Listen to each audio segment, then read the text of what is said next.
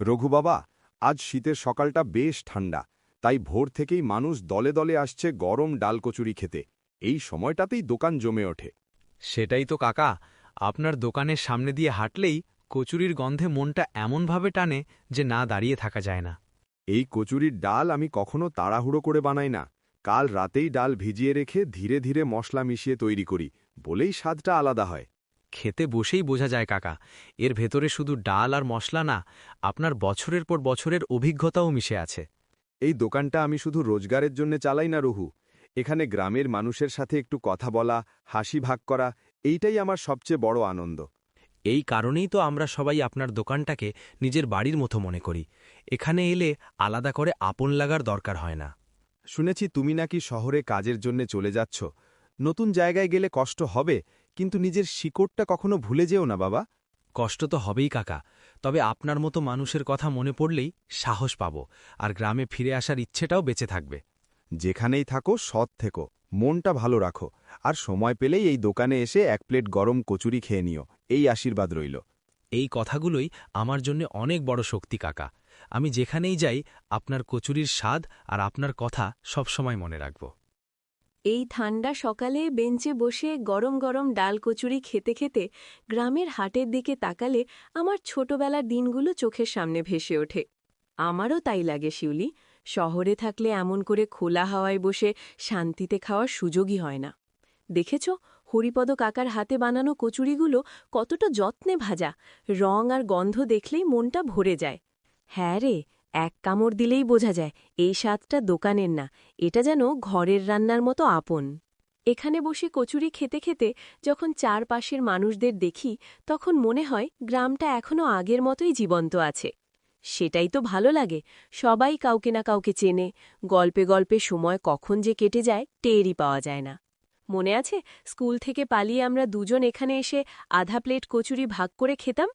কি করে ভুলব বলতো, তখন পকেটে টাকা কম থাকলেও আনন্দটা ছিল অনেক বেশি।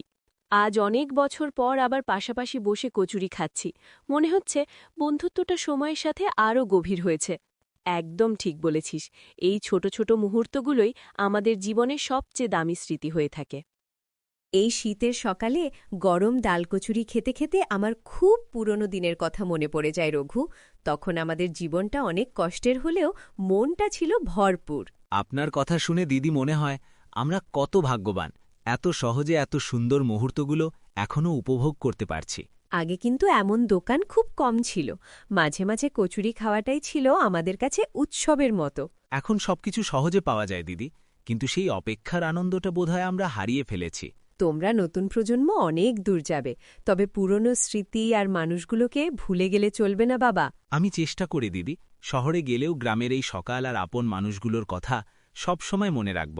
দূরে গেলে মন কখনো কখনো দুর্বল হয়ে পড়ে, তখন নিজের শিকড়ের কথা মনে করলে শক্তি পাওয়া যায়। আপনার এই কথাগুলোই আমার জন্য আশীর্বাদের মতো, এগুলো মনে রাখলেই কোনো কষ্ট আর বড় মনে হবে না। ভালো মানুষ হয়ে থেকো রঘু, সৎ পথে চললে জীবন তোমাকে ঠিক পথটা দেখিয়ে দেবে। আপনার দোয়া থাকলেই দিদি আমার জন্য অনেক। আমি চেষ্টা করব আপনার বিশ্বাসটা ধরে রাখতে। এই দোকানটার সামনে দাঁড়ালেই আমার মনটা আলাদা রকম শান্ত হয়ে যায়। সকালবেলা মানুষজনের ভিড় আর গল্পগুলো যেন দিনটা ভালো করে শুরু করতে সাহায্য করে। তাই তো বলি, আমি পথ চলা থামিয়ে এখানে একটু দাঁড়ালাম। এমন পরিবেশে না দাঁড়িয়ে থাকা যায় নাকি? হরিপদ কাকা শুধু কচুরি ভাজেন না, উনি আসলে গ্রামের মানুষগুলোর মধ্যে একটা বন্ধন তৈরি করে রেখেছেন। বেশিরভাগ জায়গায় এখন মানুষ আসে শুধু খেয়ে চলে যেতে, কিন্তু এখানে এলে কথা না বলে যাওয়া যায় না। এই বেঞ্চে বসে কত মানুষের হাসি কান্নার গল্প যে শুনেছি, মনে হয় দোকানটা আমাদের জীবনের অংশ হয়ে গেছে। আমি তো বাইরের লোক হয়েও এটা বুঝতে পারছি, এই জায়গাটার সাথে মানুষের আবেগ জড়িয়ে আছে। শহরে গেলে এমন খোলা মনে কথা বলার জায়গা খুব কম পাওয়া যায়, সবাই যেন নিজের মধ্যেই আটকে থাকে। ঠিকই বলেছ, তাই তো গ্রামে এলে আমি ইচ্ছে করেই একটু সময় নিয়ে ঘুরি, এই আপন পরিবেশটা উপভোগ করার জন্য। এই দোকান আর এই মানুষগুলো থাকলে গ্রামটার প্রাণ কখনো হারাবে না। আমারও তাই মনে হয়, এখান থেকে গেলেই এই সকাল আর কথাগুলো অনেকদিন মনে থেকে যাবে। দাদা, ওই বড় কড়াইয়ের ভেতরে তেলটা এত জোরে ফুটছে কেন বলো তো? কুচুরিগুলো কি ওই তেলের ভেতরেই ফুলে উঠে নরম আর মচমচে হয়ে যায়? হ্যাঁ রিমা, তেলটা যখন ঠিকঠাক গরম হয় তখন কচুরিগুলো ভেতর থেকে ফুলে উঠে সোনালি রং ধরে, তাই খেতে এত মজা লাগে। আমি যখন বড় হব দাদা, তখন কি আমি হরিপদ কাকার মতো করে নিজে নিজে গোল গোল সুন্দর কচুরি বানাতে পারবো?